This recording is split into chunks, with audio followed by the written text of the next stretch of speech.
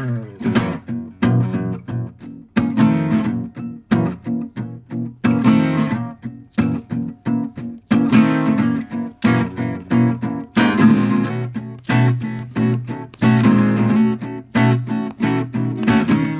back, everybody, to This Is My Bourbon Podcast. Happy New Year. I'm your host, Perry. And we are here in 2026. Somehow. We made it, man. Just want to say quickly, thank you all, as always, for your support throughout another entire year. 2025 was a banger, of course. I ended on a weird note, but that's okay. Thought we put out a great episode at the very end there. And put out an article for the first time. Maybe more of an essay. I don't know what you really want to call it, but it's out there for you to check out. It's over on the Substack that I started at mybourbonpod.substack.com. So once again, that's mybourbonpod.substack.com. And I'm going to be writing over there more often than not, hopefully. But I really enjoyed writing this piece. It's called Tariffs and Trade Wars Aren't the Only Thing Hurting Bourbon. U.S. consumerism is too. Name was changed a little bit due to some feedback, but that's beside the point. Go and check it out. I've had some good feedback as well that I'm very excited about, and I'm looking forward to taking into my next pieces in the future. But as always, of course, you can support the show as you always do through the Patreon and all that other stuff. Links are below in the description. The link for the Substack is also in the description below. Whether you're on YouTube, whether you're on your podcast app, all that stuff is there. We're going to get into the top 10 list for this year a little bit later on in the episode. And Patreon is actually going to be getting something that would normally be on the main episode for these best of episodes that I decided to shift over for them because I've been splitting up some Patreon only content on the main episodes to the Patreon subscribers, of course, from the $5 and up tier, because wanted to give them some extra stuff. Of course, but we'll get into that a little bit later. You're still going to get the main top 10 list, of course, but there's parts of the rest of what I do for these best of episodes that will otherwise be available for Patreon only. That being said, though, we start off every episode with a segment known as Flying Blind. And this week we are doing not really a true flying blind, because I know what this sample is. And it does come from listener and friend of the show, W. Leb. The funny thing is, if you're a somewhat new listener of the show, daggum, these are actually kind of hefty pours. If you're a somewhat new listener of the show, you do not know that W. Leb is actually a nickname for this gentleman. I know his real name, but I decided when he first wrote into the show, and somehow we, Eric and I, my previous co-host, I misunderstood his actual name was not included in whatever original correspondence was provided to us, that was not his name. And so that just kind of became his nickname. And so he has remained virtually anonymous since he first communicated with us here on the podcast. However, he has sent in a sample, 2 samples actually. So I've got some for another time of, and it might not show up great on the camera initially, but it's Hogsworth And it's 46.9 ABV, and that comes out to what, 93.8? And he had sent in a barrel ring a couple weeks ago, in which he talked about this product, which was started by the founder of Whistle Pig after he left, and is a blend of bourbon and Armagnac.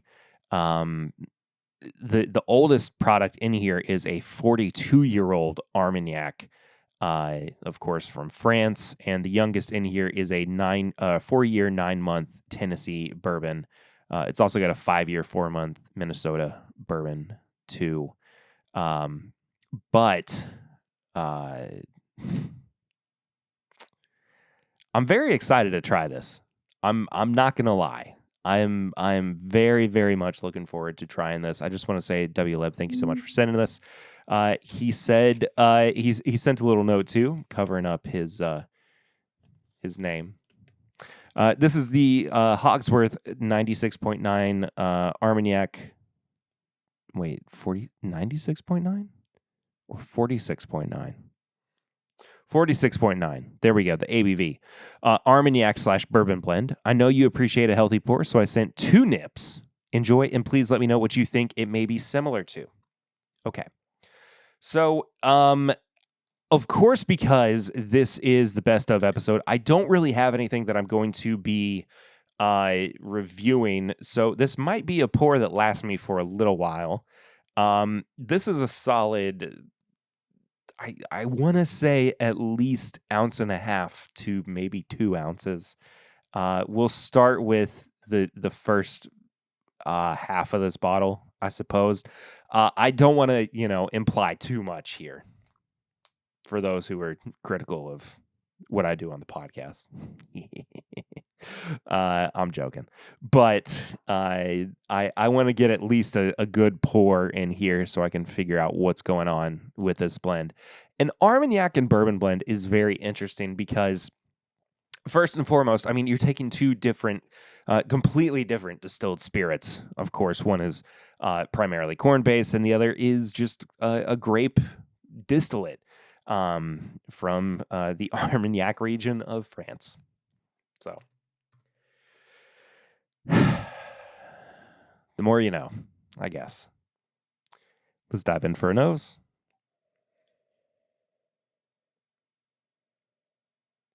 Truth be told, right off the bat, it smells like it is. And by the way, I don't think I've ever had a 42-year-old Armagnac before, even if it is blended into another drink. That's kind of incredible in and of itself. So, WLib, thank you for that.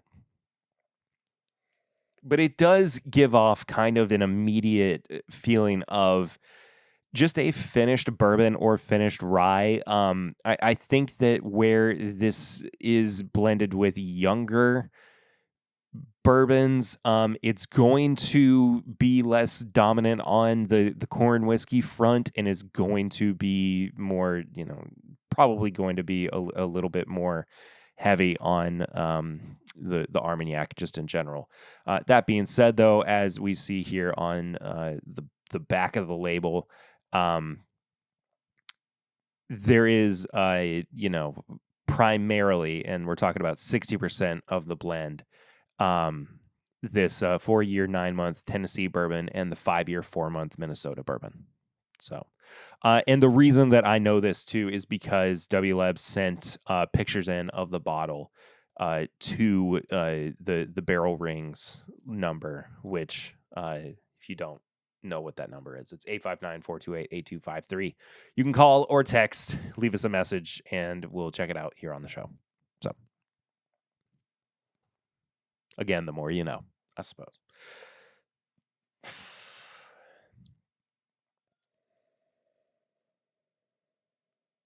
Am I crazy for feeling like it's just a slightly kind of circus peanutty, which is leading me to feel a little bit like it's kind of Angel's NVE? I mean, just ever so slightly. Like, but at the same time, it is predominantly feeling like it's more of a finished product than it is blended with two different spirit types, which might be to its benefit. I don't know, but also I'm saying that before I've actually tried it.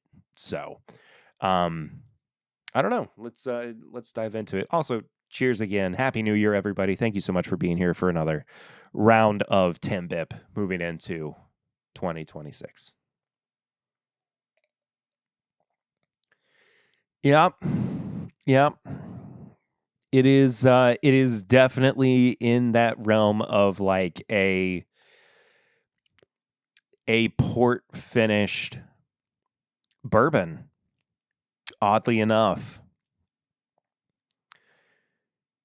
Which is so strange. I mean, I never have Armagnac and feel like it gives off port flavors in general. I mean, it always feels a little bit lighter, a little bit bouncier, a little bit more like wine if it were a spirit. It's very interesting. And it really does lean towards that like finishing aspect as opposed to it being blended. I'm pretty surprised by that outcome. Even still, I'm not really feeling like this has a whole lot of bourbon influence in general. There's not really like a whole lot of caramel vanilla notes. There's not a whole lot of like predominant oak. I mean, there is some dryness on the finish, but it is definitely in an entire category of its own.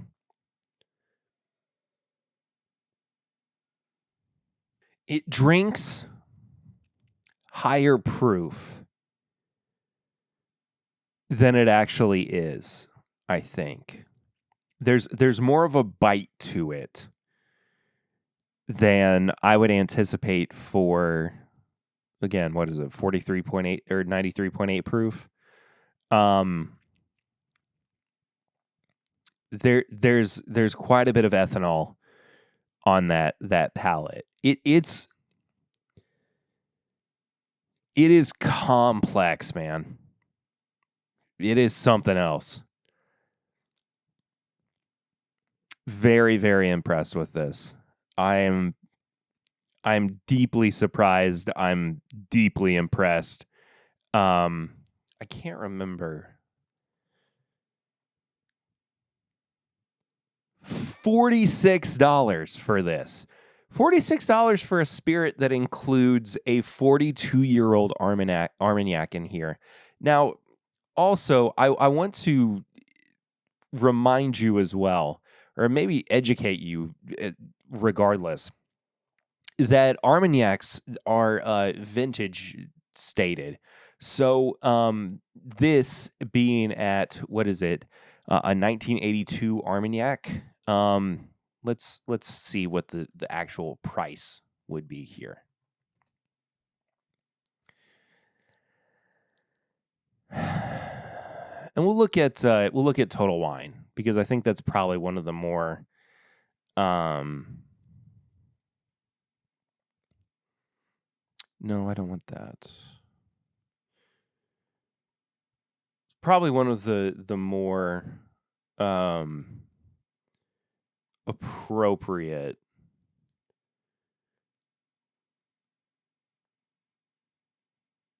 pricings, I would guess. But at the very least, a 1982 Bas Armagnac. Am I saying that correctly? Probably not. Again, vintage stated, so that means that it was barreled in 1982. Not that it was bottled in 1982. Runs you about $220, at least according to Total Wine. I saw a couple other prices that were, varying, maybe closer to $150 in some places. Regardless, though, the price for what this bourbon is going to, vary wildly because of the fact that it is blended in with other products, especially all the way down to 4 years, 9 months, basically a 5-year-old bourbon.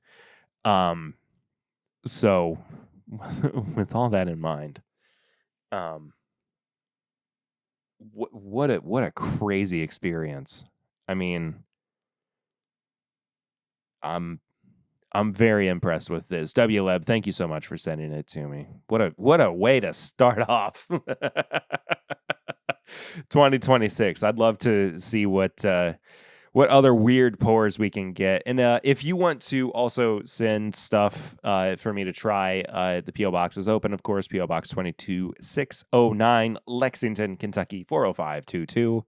And I'd love to see what you got for me. So I know I said I was going to save that for most of the episode, but it was really easy to drink. So what are you going to do? Anyway, let's talk real quick about what I have been drinking recently. And when did I record an episode last? 26th. I recorded the day after Christmas. That's right. So I have had a little bit of stuff going on since then. Luckily, the calendar's helping me out here. I'll be very honest with you. First of all, the day after I recorded last, I went to Maker's Mark, all the way in Laredo, Kentucky. And not that anything was particularly off the wall different, but it was nice to try Maker's 46 cast strength again. And I know that it varies from batch to batch, but there was something at least about the batch that we had that day that I felt very, very strong about. It was a really good. I should have asked which one it was, but it was very solid. It was a really good batch of Maker's 46 cast strength. Also tried one of the Star Hill Farms private selects at the bar before our tour, and really enjoyed that.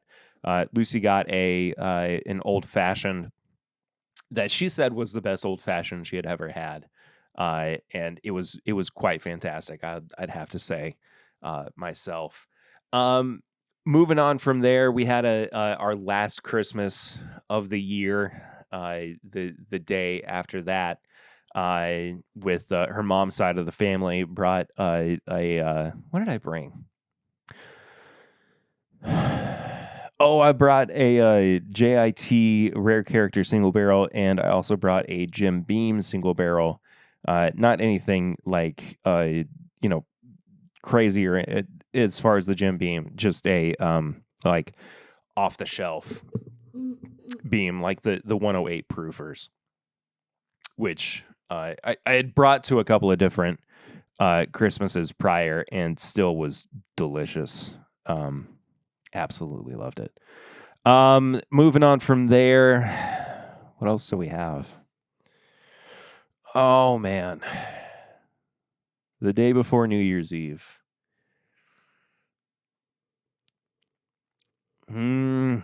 I don't think I can talk about some of that stuff. I don't think I can.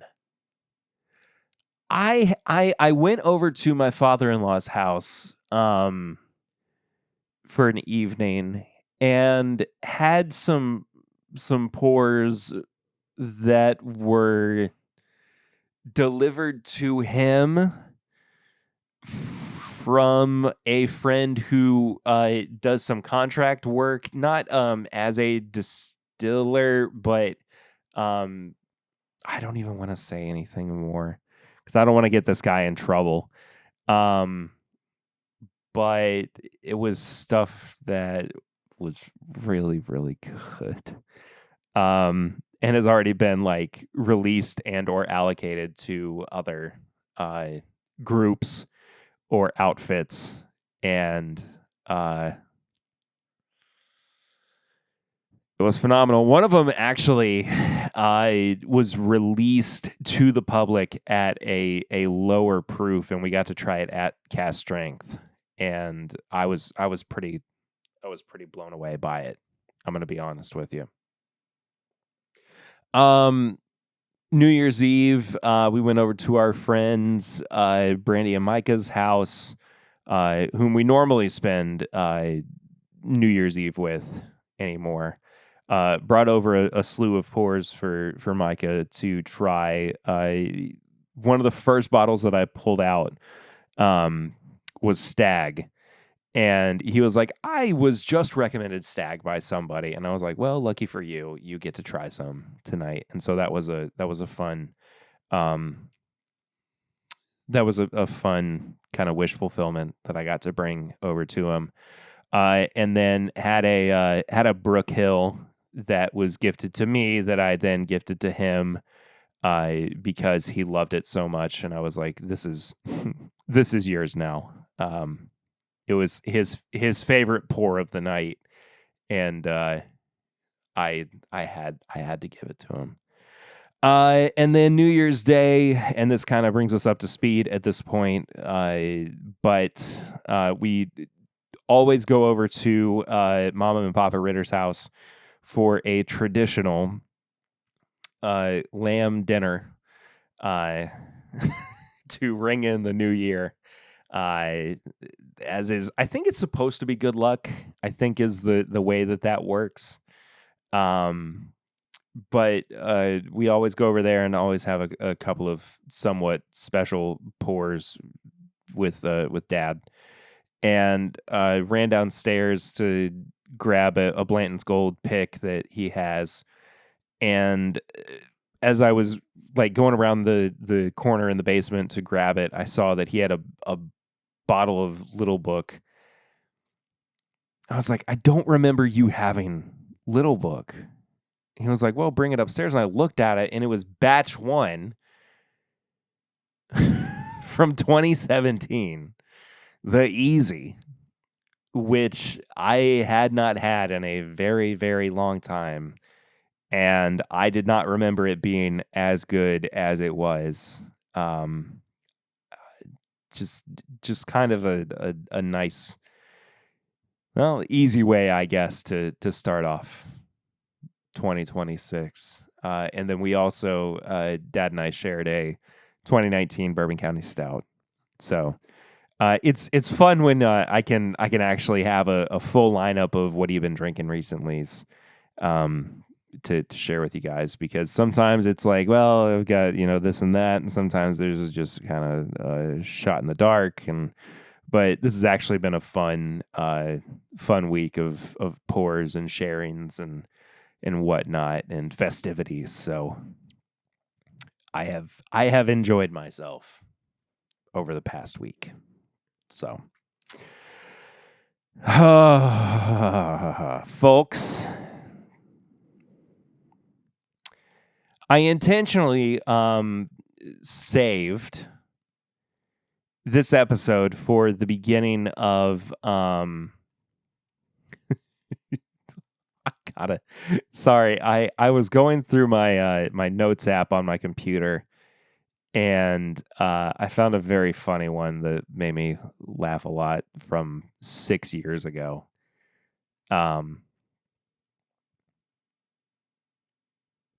It'll be 7 years this coming December. But I intentionally saved the best of episode for this year, for the first episode of 2026, because it was a weird release schedule with episodes coming out on Wednesdays as they normally do, of course, but also there were also holidays falling on Wednesdays in 25, and I figured that this would be a great way to start out 2026 is let's reflect a little bit. Let's talk about the year that was in 2025. And, I've kind of reflected enough on it. I don't want to spend too much time on that. Chad Perkins and I kind of discussed whether or not 2025 was a good or bad year for bourbon. So if you want to go back and listen to that episode, that was a couple weeks ago. I've written about it too. So if you want my written perspective on that over on the Substack, you can find that link below. But overall, I just as a behind the scenes thing, I guess, I waited until later in the year than normal to get my best of list together. And the way that I do my best of list is I have 3 categories. I have best top 10, I have honorable mentions, and I have most disappointing. And this year, the main episode is going to get my best of and my honorable mentions, and Patreon is also going to get the most disappointing. So if you want to hear my most disappointing pours from this year, stuff that wasn't necessarily for me or stuff that I had issues with that came out in 2025, you can head over to patreon.com/my bourbon podcast from the $5 and up tiers, of course. But it was such a wide pool that when I really started to put everything together, and once I started going back and forth with some pours, it finally formed itself. And there are times when in the past this has been how it's worked for me as well. I kind of have an idea of what is going to go into my top 10, but I don't always know exactly where some of that stuff is going to land. I talked about this on the pregame chats for Patreon as well, that there were a few things that I kind of wanted to find a place for in my top 10, but didn't quite fit because I either had limited experience with them, or I didn't quite have the impact that I wanted to maybe have with it. But I also, tried to get around to right before recording, and it just didn't work out. So, and the other side of this too, for anybody who has never listened to a best of a year episode, or top 10 episode for 10 BIP, it is, of course, as I think is probably evident for just about anybody who puts one of these lists together, only ever things that I have tried and or reviewed. It's not always going to be something that I have made content with. Sometimes it's stuff that I have tried off of the podcast or off of a live stream. But luckily, I'm pretty sure, and I'm checking it again, that I think there's only one product on here that I haven't made content with. And I'll explain why when I get to it. But otherwise, everything else I've at least, I have dedicated an episode to or a live stream to in one capacity or another. But the biggest struggle was kind of finding places for some of the things that I know were going to go into my top 10, but just where were they going to slot into? And also just I spent so much of like the back end of 2025 going, the beginning of the year was really good, and I just didn't feel like the end of the year had anything to offer. And that's just not true. The end of the year had great products as well. You just had to kind of like parse through it a little bit, and be a little bit more mindful of what you were actually looking at. But that being said, again, this is everything that, and I'm probably not gonna name every honorable mention that I have, because there's too many. I'm gonna point out a few that I feel like are worth mentioning that you might be like, I can't believe it didn't make it into his top 10, especially considering how like positively he talked about it. Or maybe my attitude changed in some capacity as well over the past 12 months.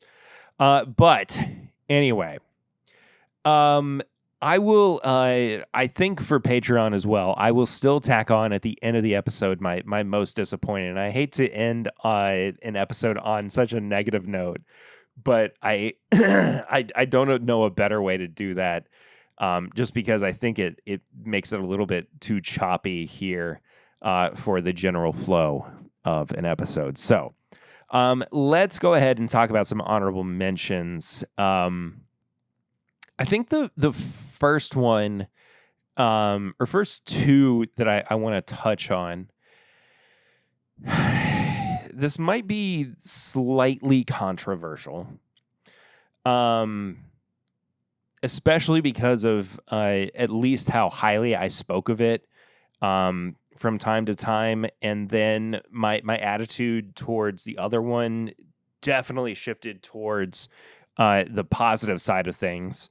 The more I tried it, but Maker's Star Hill Farms, the wheat whiskey, and the cast strength 2501, the age dated at 7 years 2 months, and those two products to me seem to be indicative of how Maker's is continuing to shift into the next generation of their products, while still providing like higher quality for what it is that they are doing every step of the way.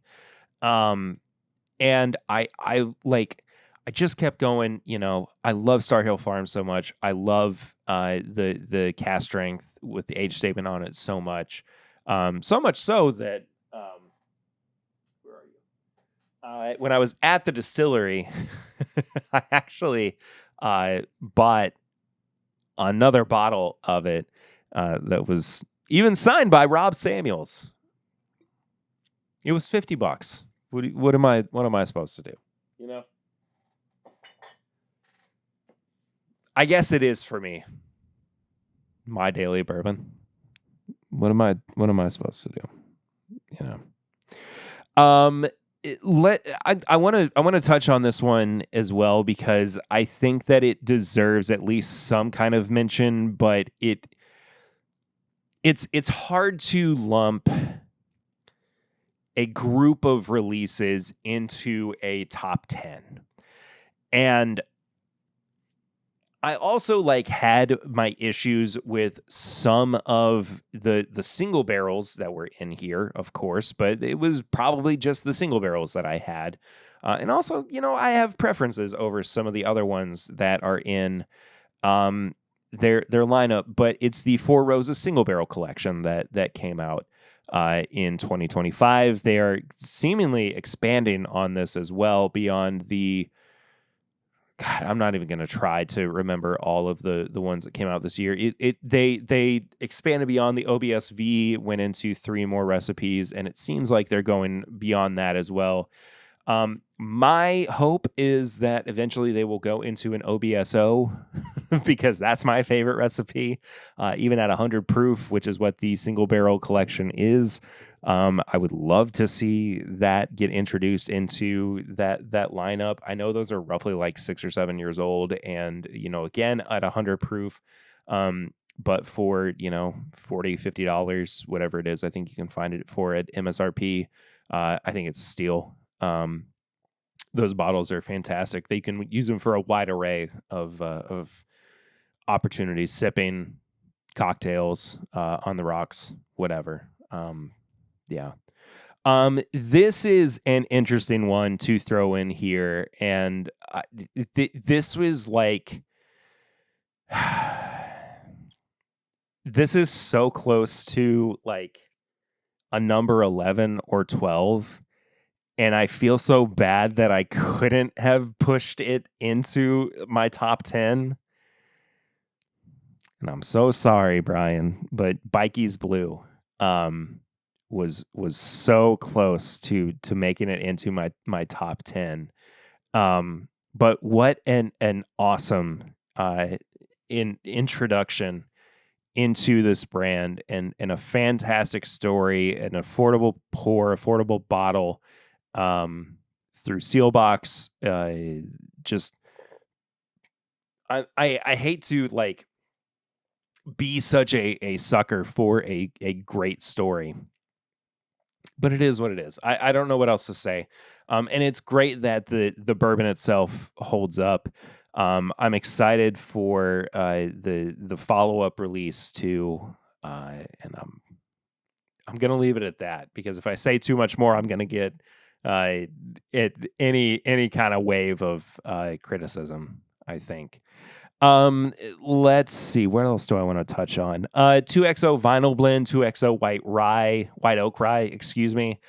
I love the white oak rye so much. The vinyl blend, I remember liking a whole lot. I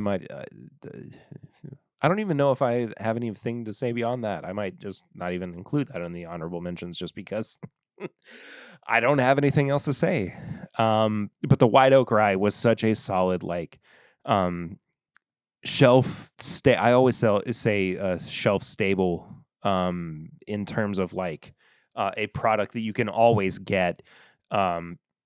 But it's a $50 rye whiskey that is supposed to be extremely flexible for your everyday sipper, but also find its way into cocktails, and I think is extremely elevated for the product that it is, and is going to give you the opportunity to surprise people for the rye that the rye that's in there. Speaking of ryes, who is this for kind of bottle? Sazerac 100. My initial feeling on that, and apparently it was somewhat for me, because I did wind up falling in love with that rye whiskey quite a bit. Not a not a problem with the Sazerac rye 100 proof. Extremely affordable. If I'm not mistaken, $30 for a liter bottle of, 4 or 5 year old rye whiskey at 100 proof. That again is supposed to be one of your flexible pourers. Enjoy it however you want to, I suppose.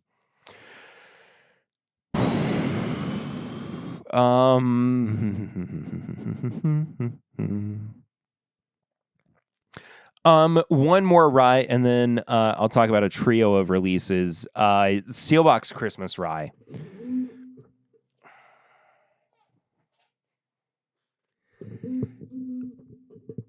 This was a rye whiskey that I thought was going to be a one and doneer for me, just in terms of like I was going to continuously bring it out at Christmas events, Christmas functions, and it wouldn't make it through the season. And I just loved it so much that I had to hold on to some of it. Like there's a hoarder aspect in me, I guess, where it just it needed to stick around for a little bit.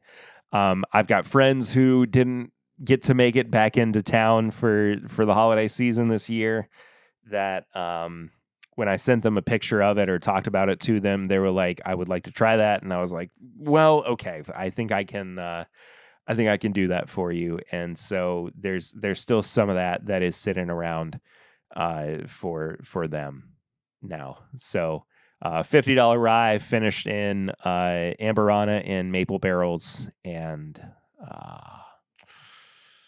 yeah, fantastic stuff. And then finally, in my honorable mentions, the father-son duo release from Dave Jennings and Jennings Sr., Caleb's Crossing Bourbon, Rye, and their Bourbon and Rye blend, which I thought all three of them absolutely banged.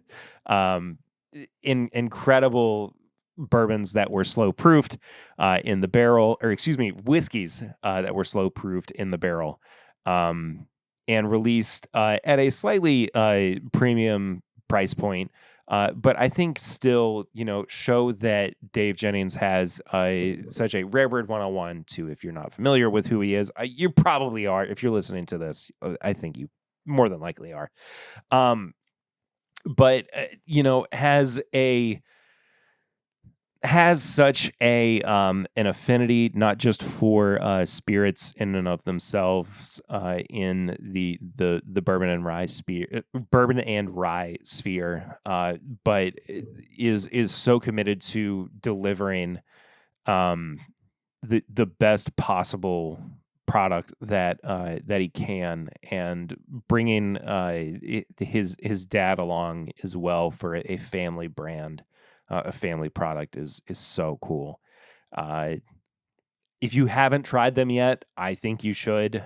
I've still got some samples sitting over here on my desk as well, and I'm trying to save them because I enjoy them that much. That's where I stand at the moment. So that leaves us though with the beginning of the top 10 list for This Is My Bourbon Podcast 2025. And I want to, at least, because I think I have I have visual representations for everything except 2 pours on here. So I'm going to grab them while I'm thinking about it, and I'll be right back.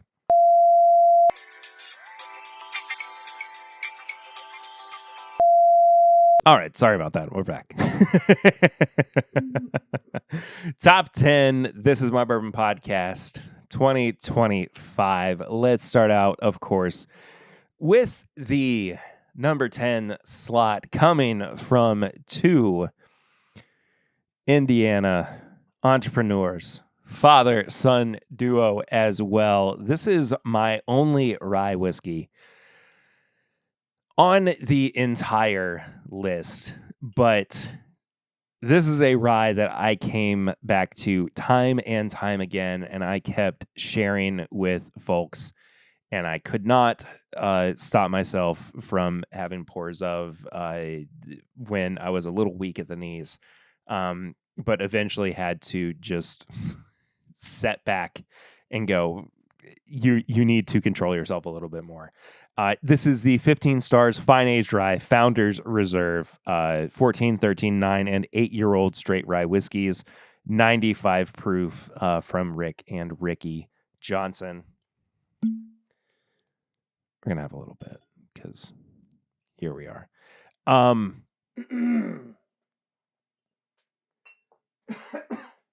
know that I've made content with this rye in some capacity or another.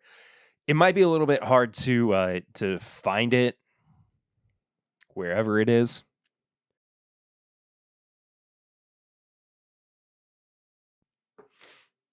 But it is out there. I have definitely done it. Am I losing my voice? I think I might be losing my voice.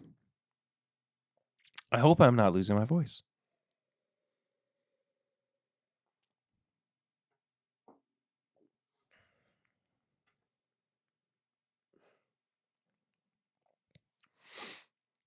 Brown sugar, brown butter.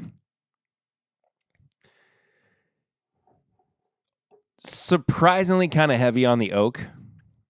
I imagine that there's not a whole lot of that 14-year in there, but definitely is an absolute hitter. So that is my number 10, the 15 Stars Founders Reserve Fine Aged Rye.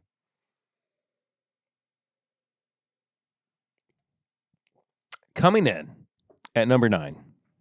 Now, I don't have a visual representation for this one. I apologize. But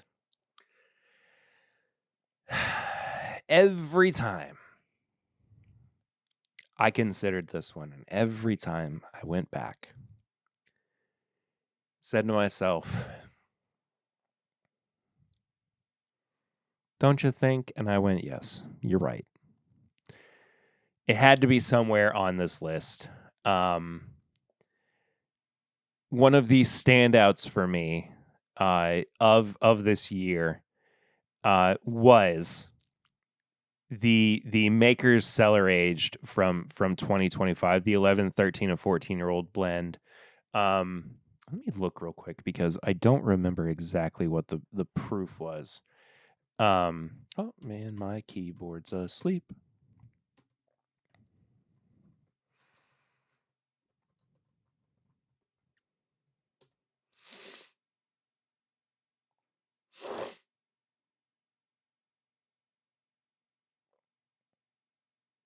$120, or excuse me, $112.9 proof. And $175 at the distillery. So kind of wish I had gotten a bottle.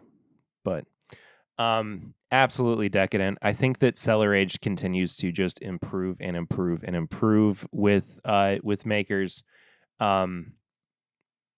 They're doing something right with that release, and I'm very, very impressed with this year's. Who knows?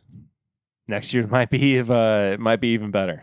We'll find out. But it might seem counterintuitive for me to put this next release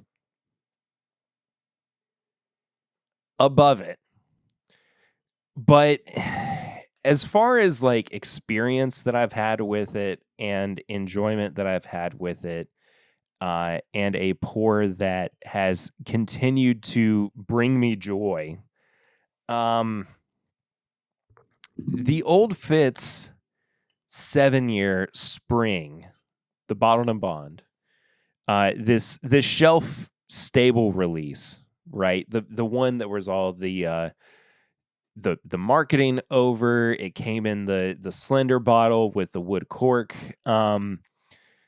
There was something about it that just felt like it was special. And I was talking with Chad Perkins from It's Bourbon Night about the fact that there's a fall release. Haven't had the fall release. I'm trying to be a little bit more specific and talk about, of course, the one that I have had, which is the spring release.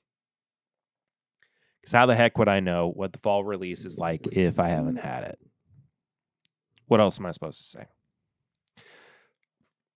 This has been fun to share with people. And even feel like in some capacity, this pour that was in some ways was taken from us in favor of a premium product, is now back. Even still, I mean, at $50 or $60, roughly what you're going to see it for, depending on your market, maybe even a slightly higher price. I think that it's going to be a lot of people's go-to for, hey, look what I have on my bar. It's a prettier bottle. It's already kind of like, presenting itself as somewhat of a decanter, even though it does have labels on it. There's a reusability factor for the bottle itself, too. And the whiskey itself is good inside as well.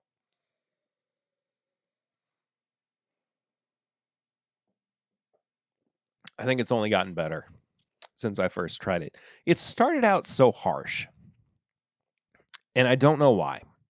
But it has gotten so buttery. It's gotten pretty mellow, but in a good way, to where the flavors are well acclimated to each other.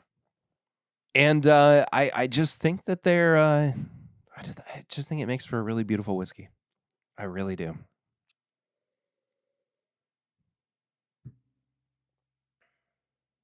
What can I say? Coming in now at number 7, which may have been more appropriate at number 8 because it has a number 8 in its name. But it's higher in my ranking because it's higher in my heart. Nope, that's not right. I feel like I was doing a Matt Porter bit for some reason. This was one of my more sought after bottles this year too. And it's hard to say where this is going to go for 2026 and beyond. Bruce Russell says that you should stop hunting it and overpaying for it because it's going to be widely available. But Turkey 101 8-year is an absolute steal at $40 and 8 years 101 proof. I think that it should be about $10 less, but this in and of itself is still a masterpiece of a bourbon. I think that it this is, commentary outside of the outside of the bourbon itself. But I think I don't know how much I trust the marketing of, well, Bruce went to Campari and said that we need to give the American consumers the product that we're giving them abroad. I don't know. Maybe it is true. It does feel like something that would be actually somewhat true, but who's to say? Can't believe I'm about to say blood orange and like spiced tea on this nose. But it's such a beautiful bourbon. And really I do feel like is elevated enough above Turkey 101 at its base product. I would have to do it again in a blind to feel it out one way or another. But that being said, I'm very happy with this release, and it's brought me a lot of joy. All right, let's move on to number 6.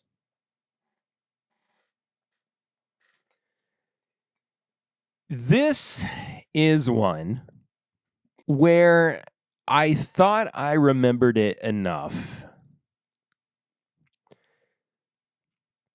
but I had to come back to it and remind myself just how much I actually loved this bottling.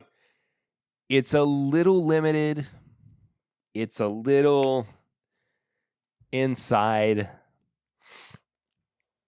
but it's enough that if you were able to get it, it was worth your time.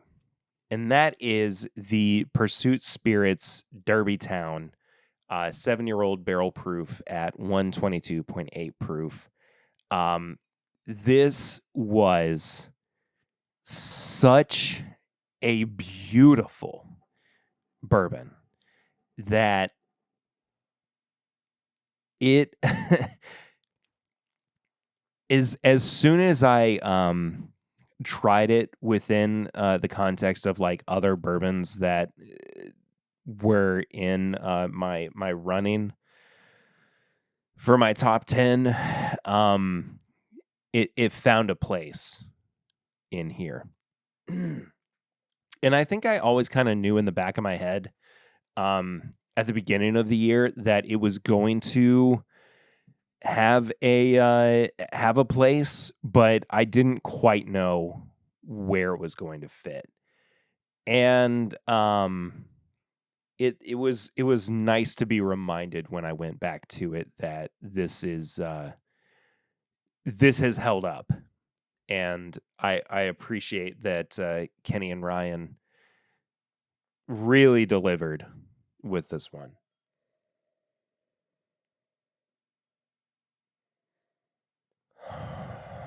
Oh, I got a big clove note on the nose there.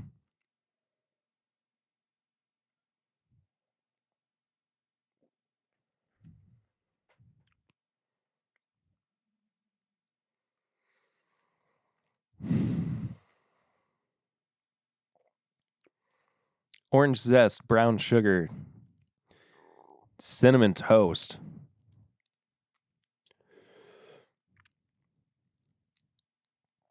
Vanilla cream. I mean, just an incredible palate. The finish is so long and just makes me want to keep drinking this bourbon. It's fantastic. And to have, the official podcast of bourbon put out something as good as this. It means something, of course, and they're doing great work. I also put in my my honorable mentions. The Pursuit. Where is this? The Pursuit triple mash barrel proof bourbon and rye too. So great year for Pursuit Spirits, and appreciate you guys helping us out and being able to try these guys.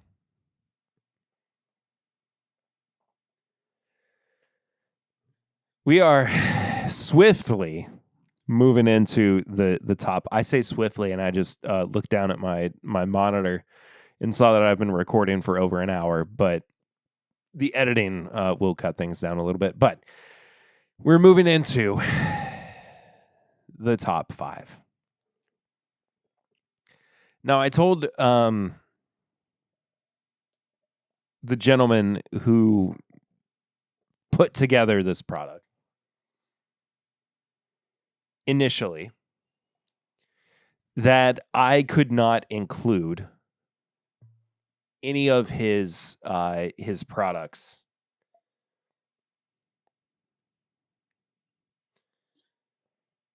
in my best of list. Now, something that I should have said earlier too is that I do not include single barrels in any top 10 or best of lists that I do. And the reason is because they are not widely available. You cannot get on, a list that is even, somewhat exclusive to be a part of to get. And it just is not it's so much it's so much more finely tuned of subjectivity that even if I were to do single barrels, I could do 13 podcasts just talking about like my top 10 Russell's single barrels of 2025, my top 10 Knob Creek single barrels of 2025, top 10, blah, blah, blah, blah, blah. And to me, I'd much rather talk about the releases that came out from the year, because that seemed, even if they are allocated, it still is in some capacity more fair, I guess.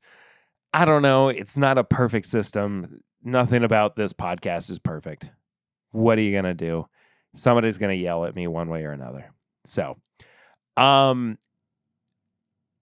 this was another late stage entry to the consideration, but it did definitely remind me that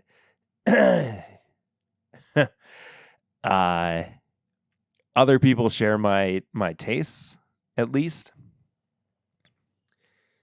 And this kind of felt like it was made for me. And that is Rare Character Limited Release Batch 14 Kentucky Straight Bourbon Whiskey. It's 126 proof. All Kentucky bourbon. 6 to 15-year-old bourbon in here. I don't remember the actual breakdown of the barrels. I probably couldn't tell you anyway what was in here if I did know, because it'd probably get me in trouble.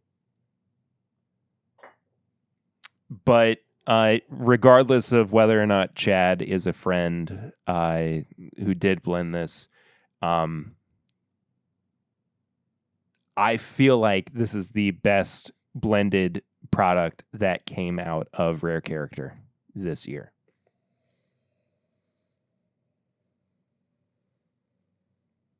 And it's my number 5 favorite bourbon that I've had in 2025. So much so that I ain't got much left on my bottle. For listeners, and again, audio listeners, love you to death. I don't know. There's maybe an eighth of this bottle? 1/7? I don't know. Not much. But for it to be a late edition, I knew pretty immediately that it was going to be in there. So that's number 5. Number 4, I don't have a visual representation of, because my sample bottle is not with me any longer. I brought it over to the Whiskey Mutants house for our Friendsgiving back in November. And I knew when I reviewed it, and I knew when I just tried it in general, that it was special. And I had to share it with him at the very least. But I couldn't stop thinking about it, and it fit so perfectly in here. But it's the Four Roses Small Batch Limited Edition 2025, of course. It's one of the best versions of the Small Batch LE that has come out in the past few years. I think it's the maybe the strongest, despite the fact that it's not the oldest, or one of the batches that doesn't have the oldest bourbon in it over the past few years. But I do sincerely believe that this year's showing elevates itself to an unbelievable degree. Something you might be thinking at this point is, Where Perry are the Buffalo Trace Antique Collection releases? Well, I didn't get to try any this year, so even if even if I did, I mean, who's to say where they would have placed? But I didn't try a single one. I didn't try a single one leading up to this this recording. So I have no point of reference for any of those limited releases for this top 10.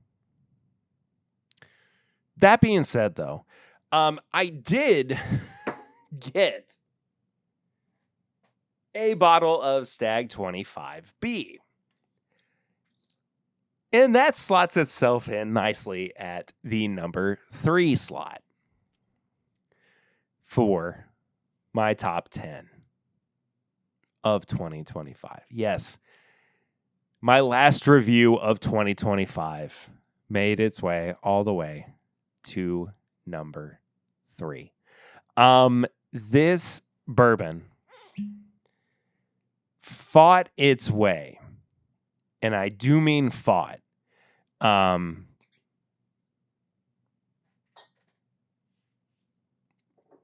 Pour after pour into this spot after mindful consideration, I suppose, is the correct way to say it. And I went back and forth through everything that I was considering here in the top 3 to place it where it was.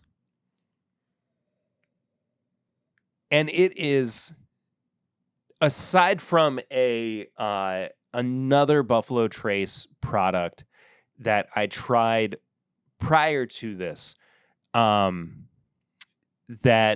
I unfortunately didn't get to try again, that might have made it into my top 10, but I can't definitively say one way or another, because I needed to try it one more time to say, and that's the situation I'm in, that's the way it goes. It's all very relative to my own situation. So that being said, though, the Stag 25B, I still stand by my 17 out of 20. That finish is getting better every time I go back to it, and I got to be honest with you.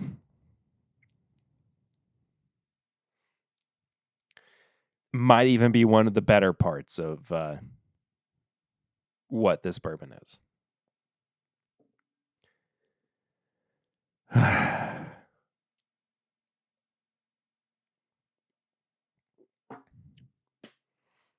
My number 2.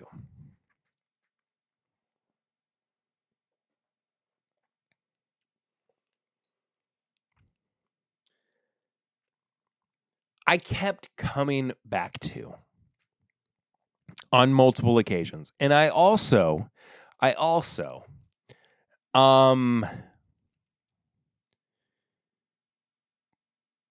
again tried side by side with everything that was in my top 3. And I definitively said repeatedly that this was my top 3. I know it's subjective. Whatever. Do what you will with it. There is a beauty to the blending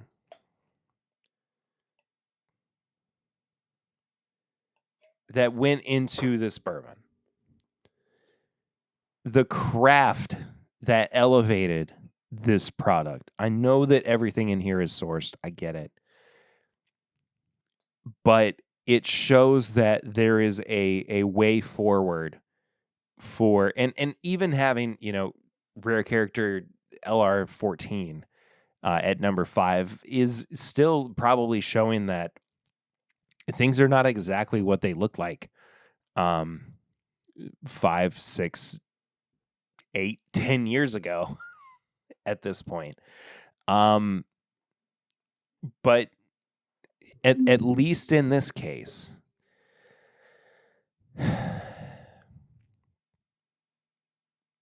this is my favorite accessible bottle of the year,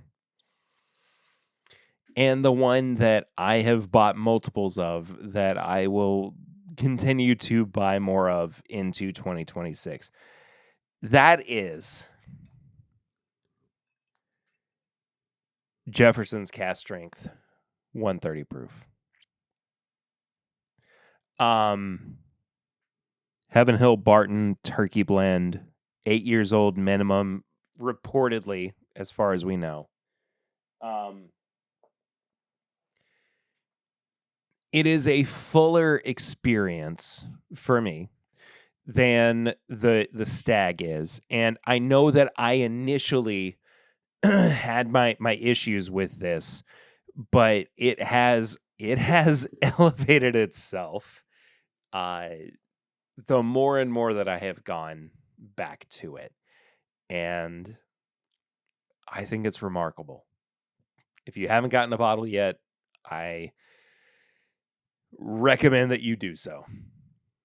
I really, really do. It's if it says it's a limited release, I don't know if that's true or not, but it's phenomenal. So it's my number 2.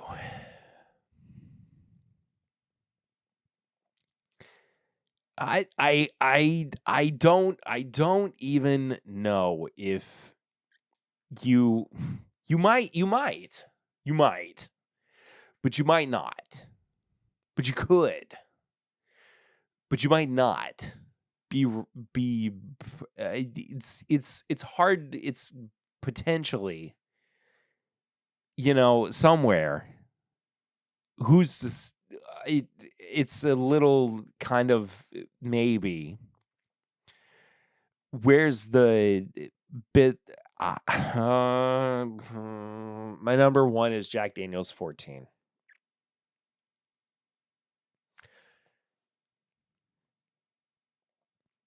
My number 1 is Jack Daniel's 14. This was the best whiskey I had this entire year.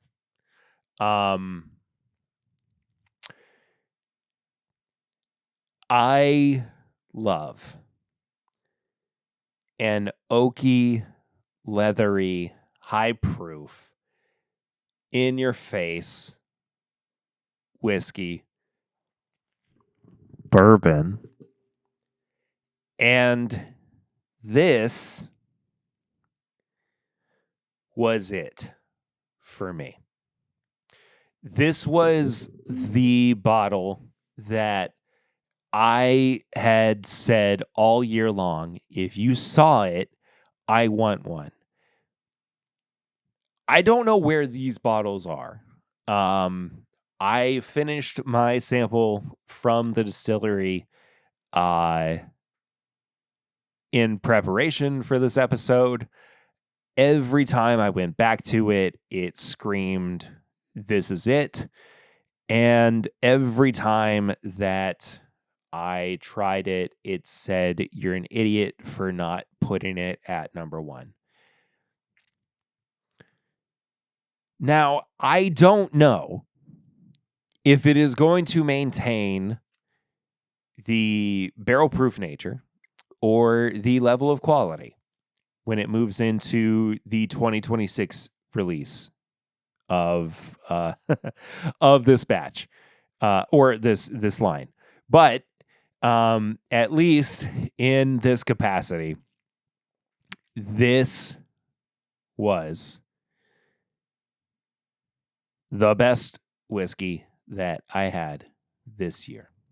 Hands down, across the board. I was so fortunate to try this. I was so fortunate to have gotten this sample from Jack Daniels.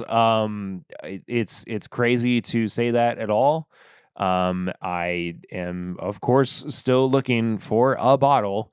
I hope I don't have to pay secondary, but we'll see. At this point, it's far too late past the initial release for me to expect much less than that. But all that being said,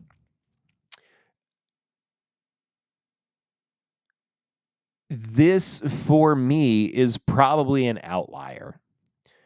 As far as like what a lot of people would prefer. And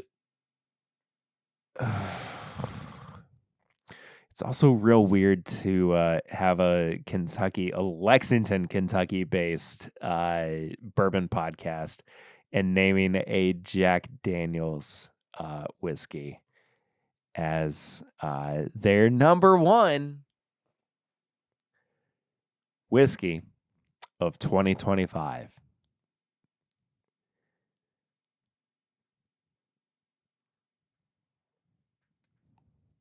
But here it is. And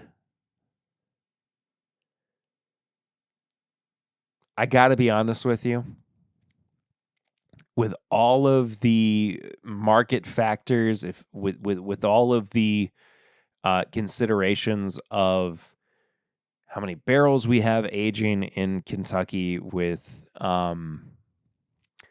these step backs that some distilleries are taking, I think that there is the potential for Kentucky brands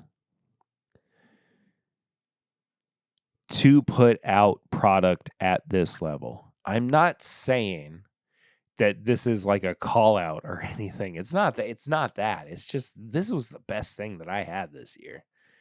Would have been cool if it was Kentucky. I don't care. But it was pretty great. You know. I'm real happy with this. I'd like some more, please. Please. Pretty please. But that's my top 10. Let me know what yours is. Or at least your top 1, your top 5, whether you're watching on YouTube or you want to hit me up on social media, email, all those links are below. I'd love to hear from you. Not done yet, of course. There's still more to the show here in just a second. I'm going to get comfortable here. If you're watching the YouTube video and you're like, why is he leaning back? It's the first episode of the year. I'm trying to allow myself the space to enjoy the podcast in whatever space I can. And in this capacity, it's comfortability. Comfortability, I guess. I don't know.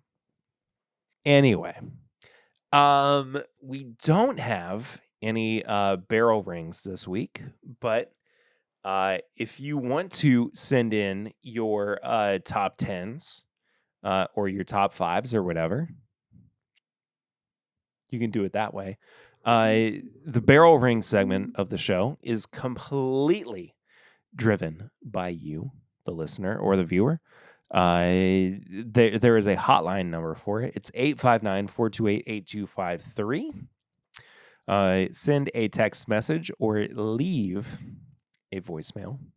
We'll check it out either way here on the podcast. And it doesn't have to be, immediate. If you are listening to this, a couple weeks down the line, I'd be happy to check it out as well.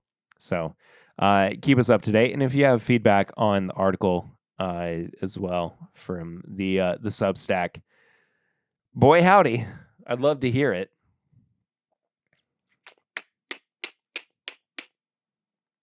Curious what you think. I don't have any high proof hot takes this week. That's the part of the show where I talk about things that have been grinding my gears, but I'm worn out, man. I am worn out. Especially here at 1:00 in the morning on Sunday, January 4th. But last segment of the show, Tips and Bits, where I recommend things that I've been watching, reading, listening to, enjoying that I also think you would enjoy because I've been doing that as well.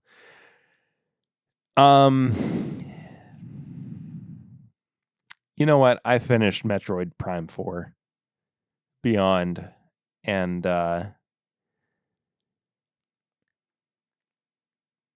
you know what? It's a bad game. It's just not a very good game. It's really not. It's too hard in places. It's really boring in others. It's got side characters that are super annoying. The combat is way too linear and repetitive. The upgrades don't make any sense. It looks good, at least. It looks really pretty. But it don't feel like Metroid. Definitely barely feels like a Metroid Prime game. So, that's Tips and Bits and High Proof Hot Takes all rolled into one, I guess. Anyway,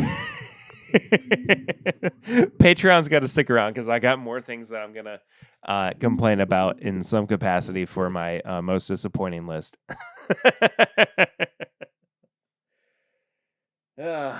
Anyway,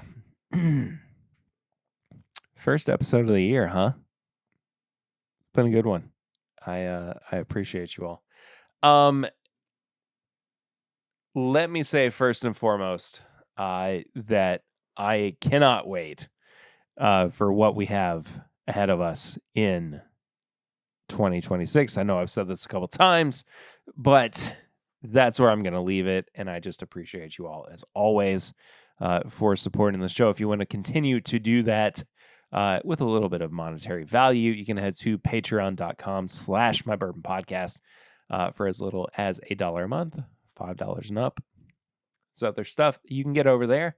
If you want to follow the show on social media, at My Bourbon Pod on all social media channels. If you want to send questions or comments, you can do so by sending that to thisismybourbonshop@gmail.com. You might be asking yourself, why is it thisismybourbonshop@gmail.com and not something like My Bourbon Pod or This is My Bourbon Podcast or whatever? Well, that's because way the heck back in 2017, I started getting into this space by opening an apparel and merchandise store at bourbonshop.threadless.com, which is still open for you to check out. There's things like This is My Bourbon Drinking shirt. Lots of This is My Bourbon Drinking shirt, apparently. The old My Bourbon Weekend shirt. I'd rather be drinking bourbon. And the old Swiss bourbon shirt. There's stuff. There's prints, there's tapestries, there's bath mats. There are phone cases, hats, buttons, bags, zip pouches, scarves, mouse pads, skateboards, so many things you can find over there. If you would like to, bourbonshop.threadless.com once again. You, again, can send a barrel ring to 859-428-8253. And just like W. Leb did with his samples at the beginning of the show, you can send them to P.O. Box 22609, Lexington, Kentucky, 40522. And then last but not least, leave a 5-star rating and review at your podcast app of choice, and we will check it out here on the podcast, read it out loud, give you a little shout out, and it sends us up in the podcast algorithm. Helps us out, always. And that does it for the Best of 2025 episode. Thank you all so much for your continued support. Next week, I've got no idea what's going to happen. I know I very rarely know what's going to go on week to week, but next week especially, I've got no clue at the moment. That being said, though, thank you very much for continuing to support the show. I'll see you real soon. Until then, though, I am Perry, and this is my Bourbon Podcast.